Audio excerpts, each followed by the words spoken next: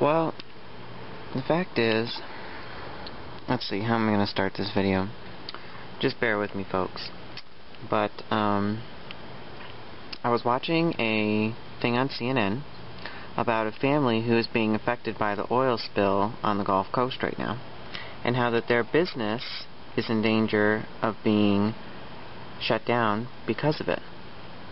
And in fact, when you look at the big picture, the economy itself will be largely affected because, you know, in a lot of states that are on the Gulf Coast, they rely a lot on fishing and, you know, the wildlife and for the environment to be good so that the fish produce so that they have things to sell and products in their stores.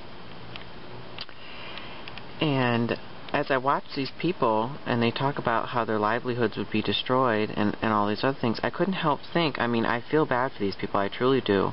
And I hope that things get better, and I hope that this oil spill does not reach the shoreline, even though I'm quite certain that it will. And many fish and animals and birds and other marine life are going to be, dramatically affected by this, not just the families. And when I look at this and I think about it, I go, you know, these people are upset about what's going on, but just think about it, this isn't a hurricane. This isn't, you know, a natural disaster. This isn't a flood. This isn't some disease that's wiping out the fish population. This is a man-made disaster. Something created by man that is now hurting man. A man-made disaster that is destroying the environment and killing fish and birds and other marine life right now.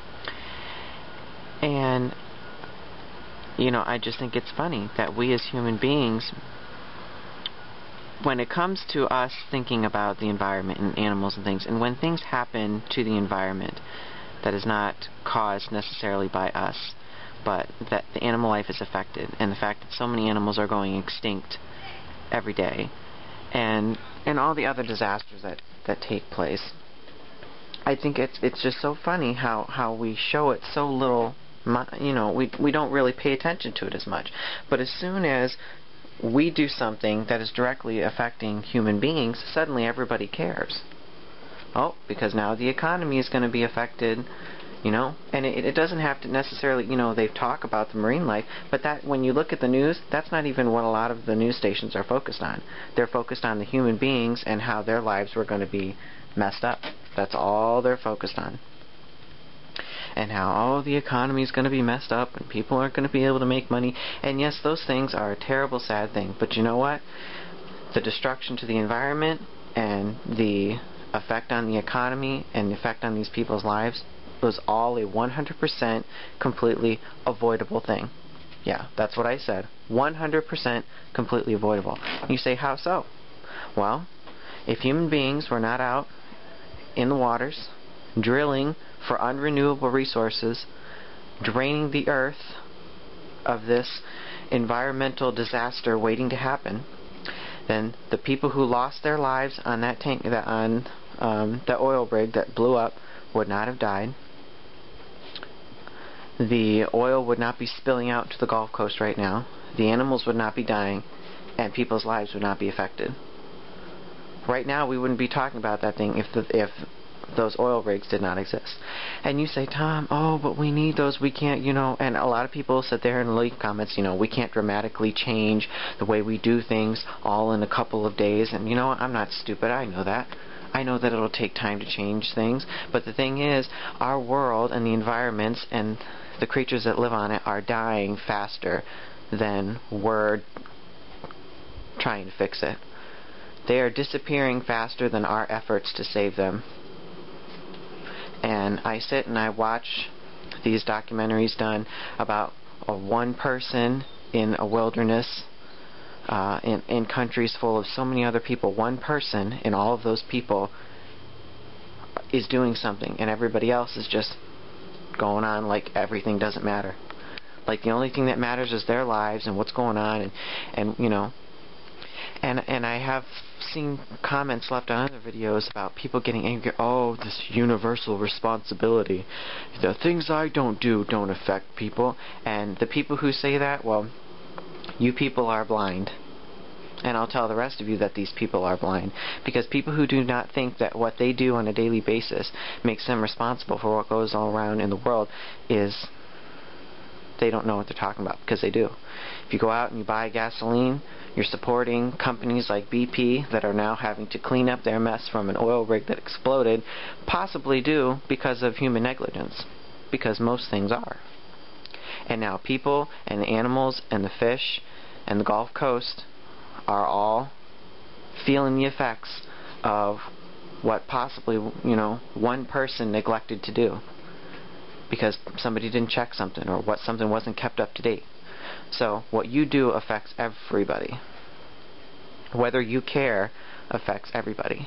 And you can sit there and say all stinking day that there's no such thing as universal responsibility, and that people don't have a responsibility to keep our planet clean, and to use green energy, and to drive vehicles that don't use fuel, or to throw your garbage away, or to recycle instead of letting it fill up in our oceans and destroy the environment. And every single day on this planet there is an animal somewhere, or a plant, or a habitat that is being wiped out. And there are very few people who take care of it.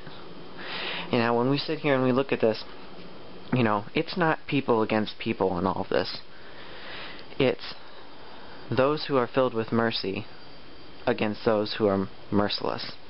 It is those who are filled with respect for the planet against those who do not give a shit. It is people willing to do something about the destruction of the planet and the ongoing pollution of the planet against those who don't care. That's what the battle is over.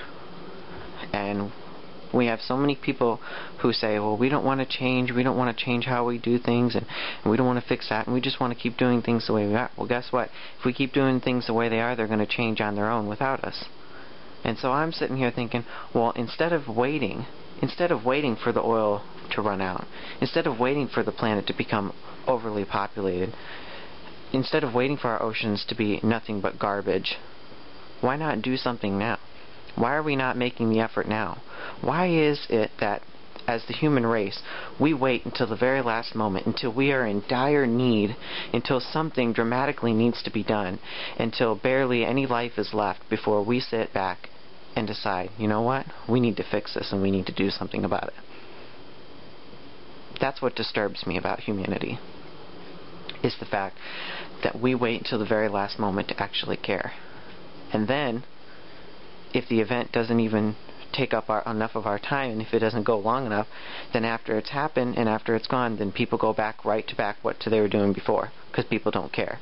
People see this incident, the oil spill on the Gulf Coast, oh my goodness, this is so horrible, destruction of the environment, and as soon as they stop talking about it on the news, and as soon as people stop hearing about it or reading about it, then everybody who cared, suddenly it dwindles down to very few people who care. Because, oh, well, we fixed it. Well, let's just keep doing what we were doing before. And that's so wrong. It's not even funny. And society itself, the way our country's run, doesn't help. Because we make things that could be helpful to the environment so expensive that the ordinary person, who takes up most of the population, because not everybody's rich, don't have the money and don't have the resources to invest in things that'll protect the planet. We don't have that. We talk, there's not enough money so we can put up more wind turbines. There's not enough money so we can build more solar panels. Those things are so expensive.